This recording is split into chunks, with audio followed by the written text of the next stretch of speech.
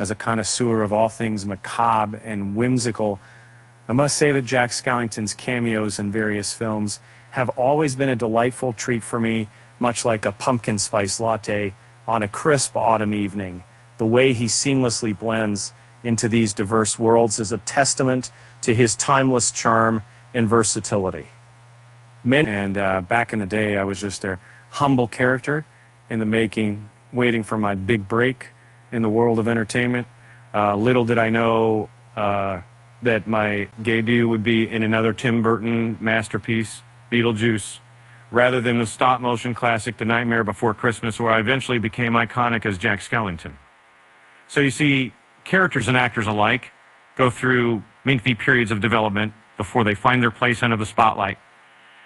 To put it simply, Jack Skellington has amassed an impressive body of work over time, appearing in numerous movies, many of which featured the same teen behind The Nightmares Before Christmas. Just like his role in Beetlejuice, some of these productions even preceded Jack's official debut. However, those that followed sought to honor Jack's iconic film and its fan base.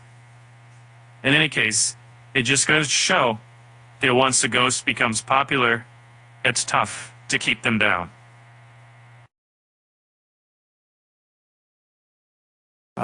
In the movie Beetlejuice, Lydia manages to summon Beetlejuice, a character who momentarily appears when she calls for the most ghostly entity in an attempt to save the Maidens from an exorcism during a seance. After hearing his name 3 times, Beetlejuice transforms and causes chaos among the guests. Dressed like a carnival oddity, he sports a carousel-style headpiece with various peculiar creatures dangling from it. Atop the spectacle is Jack's recognizable skull, complete with bat wings. First, Beetlejuice engages in a DIY strength test by pushing 2 thrilled spectators out of their home with his arms. Later, he intends to wed Lydia, forcing the Maidens to intervene and save her from this union. A strong link between the 2 movies lies in their shared director, Tim Burton. Notably, Burton is not only the director of Beetlejuice, but he also originated the concept for The Nightmare Before Christmas and served as its producer, which is why it's commonly referred to as Tim Burton's The Nightmare Before Christmas.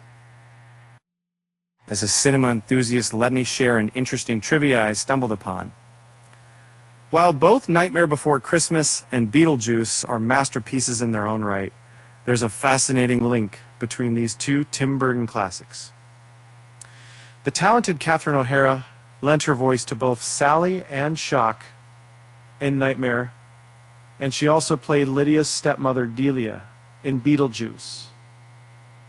Interestingly, Gwen Shadix, who brought the mayor of Halloween Town to life in the stop-motion film, also starred as Delia's friend, Ophel, in the earlier Beetlejuice.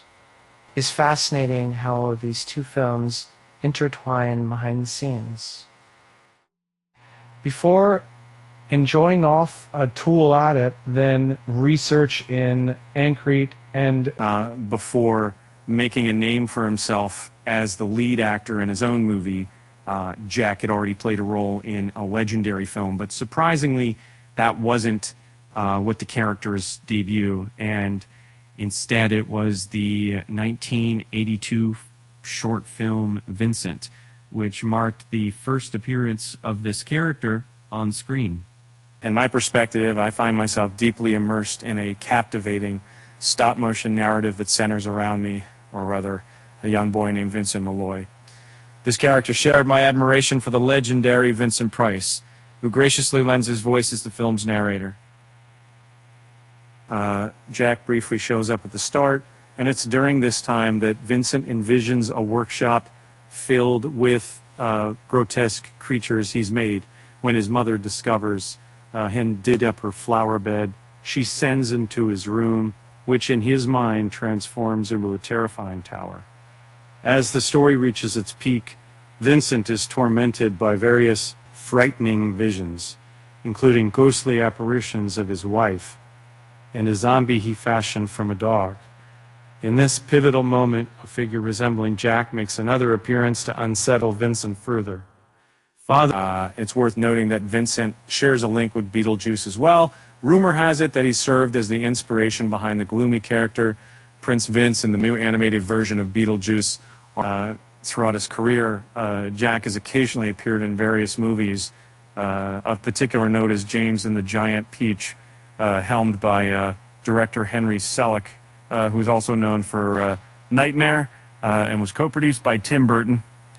This unique production blended live-action elements with stop-motion animation. In this film, an orphan named James manages to flee his cruel aunts, aided by the magical giant Peach and its insect companions. The narrative then transitions into an animated tale as James embarks on an extraordinary journey. In one scene, the character Centipede meets pirate skeletons submerged underwater. Remarkably, their leader looks like Jack Sparrow, and he's nicknamed Skellington. Moreover, this isn't the only reference in the scene, as a pirate skeleton, resembling Donald Duck, is also present among the crew. In a relationship. Similar to Nightmare, Coraline is another well-known stop-motion film that sends shivers down the spine. Like Nightmare, Henry Selick served as director and writer for this movie. In one chilling scene, the sinister other mother character is cooking breakfast. At a particular moment, as she cracks an egg open, the yolk reveals the gruesome image of Jack's skull. And in Tim Burton's movie Sleepy Hollow, a scarecrow with a pumpkin head appears, which is frequently likened to Jack due to his role as the Pumpkin King. Additionally, Jack and Skellington has long been compared to the character Jack Pumpkinhead from the Oz books and the film Return to Oz. As a movie enthusiast, I've had the pleasure of making appearances in some Disney productions too. For instance, in the movie Finding Nemo, there's a scene where Gil is enclosed by bubbles, and one of those bubbles seems to sport my face.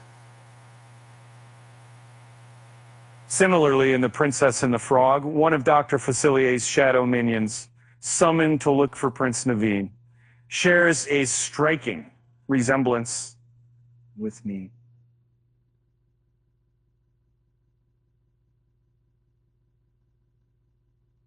Unfortunate. In addition, Disney's real-life movies have also been affected.